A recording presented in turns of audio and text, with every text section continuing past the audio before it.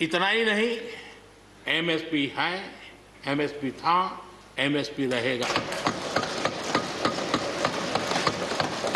इस सदन की पवित्रता समझे हम। जिन 80 करोड़ से अधिक लोगों को सस्ते में राशन दिया जाता है, वो भी कंटिन्यू रहेगा।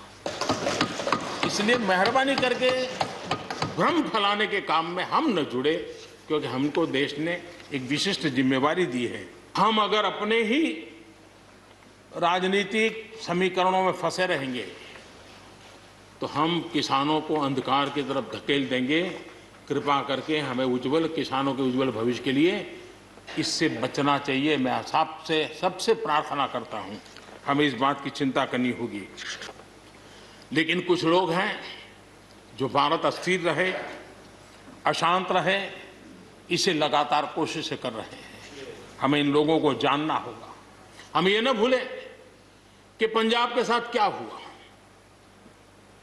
जब बंटवारा हुआ, सबसे ज्यादा भुगतना पड़ा पंजाब को। जब 84 के दंगे हुए, सबसे ज्यादा आंसू बहे पंजाब के। सबसे ज्यादा दर्दनाक घटनाओं का शिकार होना पड़ा पंजाब को। जो जम्मू कश्मीर में हुआ, निर्दोषों को मौत के घाट उतार दिया गया। जो नॉर्थ ईस्ट में होता रहा, आए दिन बम बंदूक और गोलियों का कारोबार चलता रहा। ये सारी चीजों ने देश को किसी न किसी रूप में बहुत नुकसान किया है। इसके पीछे कौन ताकतें हैं, हर समय हर सरकारों ने इसको देखा है, जाना है, परखा है। और इसलिए हमें उस जज्बे से इन सारी समस्याओं के समाधान के लिए हम तेजी से आगे बढ़े। और हम ये न भूलें कि कुछ लोग हमारे खास करके पंजाब के, खास करके सिख भाइयों के दिमाग में गलत चीजें भरने में लगे हैं। ये देश हर सिख के लिए गर्व करता है। देश के लिए क्या कुछ नहीं किया इन्होंने। उनका जितना हम आदर करें उतना कम है। गुरुओं की महान परंपरा को, और मेरा भाग्य रहा है मुझे पंजाब की रोटी खाने का अवसर मिला है। मैं जिंदगी में बहुत महत्वपूर्ण वर्ष पंजाब में बिताए हैं, इसलिए मुझे मालूम है।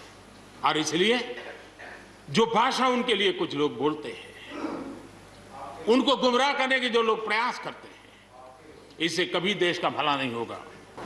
लेकिन मैं देख रहा हूं कि पिछले कुछ समय से इस देश में एक नई जमात पैदा हुई है, एक नई बिरादरी सामने आई है, और वो है आंदोलन जीवी। ये जमात आप देखोगे, वकीलों का आंदोलन है, वो ना वहां नजर आएंगे। स्टूडेंट का आंदोलन है, वो वहां नजर आएंगे। मजदूर का आंदोलन है, वो वहां नजर आएंगे। कभी पर्दे के पीछे, कभी पर्दे के आगे। एक पूरी टोली है जी, जो आंदोलन जीवी है। वो आंदोलन के बिना जी नहीं सकते हैं, और आंदोलन से जीने के लिए रास्ते खोजते रहते हैं। हमें ऐसे लोगों को पहचानना होगा कि वो जो सब जगह पे पहुंच करके और बड़ा आइडियोलॉजिकल स्टैंड दे देते हैं, गुमराह कर देते हैं, नए नए तरीके बता देते हैं। देश आंदोलन जीवी लोगों से बचे, इसके लिए हम सबको, और ये उनकी ताकत है। उनका क्या है, खुद खड़ा नहीं कर सकते चीजें। किसी की चल रही तो जाके बैठ जाते हैं, वो अपना जो जितने दिन चले चल जाता है उनका। ऐसे लोगों को पहचानने की बहुत आवश्यकता है। ये सारे आंदोलन जीवी परजीवी होते हैं।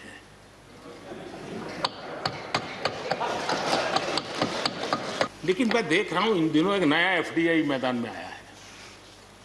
ये नए एफडीआई से देश को बचाना चाहिए। एफडीआई चाहिए, फॉरेन डायरेक्ट इन्वेस्टमेंट। लेकिन ये जो नया एफडीआई नजर का आ रहा है, ये नए एफडीआई से जरूर बचना होगा। और ये नया एफडीआई है foreign destructive ideology, foreign destructive ideology. और इसलिए इस एफडीआई से देश को बचाने के लिए हमने और जागरूक रहने की जरूरत है। मैं लगातार, हमारे कृषि मंत्री जी लगातार किसानों से बातचीत कर रहे हैं। लगातार मीटिंगें हो रही हैं और अभी तक कोई तनाव पैदा नहीं हुआ है। एक दूसरे की बात को समझने का, समझाने का प्रयास चल रहा है और हम लगातार आंदोलन से जुड़े लोगों से प्रार्थना करते हैं कि आप आंदोलन करना आपका हक है, लेकिन इस प्रकार से बुजुर्ग लोग वहाँ बैठे ये ठीक नहीं है। आप उनको सबको ले जाइए, आप आंदोलन को खत्म कीजिए। आगे बढ़ने के लिए मिल बैठ करके चर्चा करेंगे, रास्ता खुले है। ये सब हमने कहा है। मैं आज भी इस सदन से माध्यम से भी निमंत्रण देता हूँ। कोई ये दावा नहीं कर सकता है कि भाई हमारे समय की सोच बहुत ही बढ़िया थी। मैं भी दावा नहीं कर सकता हूं कि हमारे समय की सोच बढ़िया है, 10 साल के बाद कोई नई सोच आ ही नहीं सकती। ऐसा नहीं होता है जी।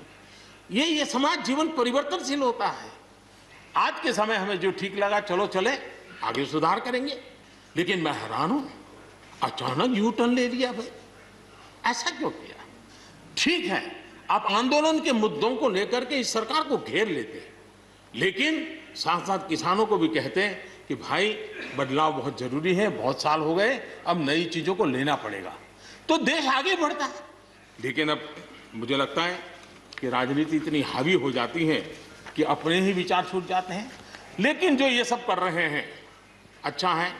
आदरणीय डॉक्टर मनमोहन सिंह जी यहाँ मौजूद है, मैं उन्हीं का एक कोट आज पढ़ना चाहता हूँ। हो सकता है जो यू टर्न कर रहे हैं वो मेरी बात माने या न माने, मनमोहन सिंह जी की तो बात जरूर मानेंगे। There are other rigidities because of the whole marketing regime set up in the 1930s, which prevent our farmers from selling their produce where they get the highest rate of return. It is our intention to remove all those handicaps which come in the way of India realizing its vast potential as one large common market. ये आदरणीय मनमोहन सिंह जी का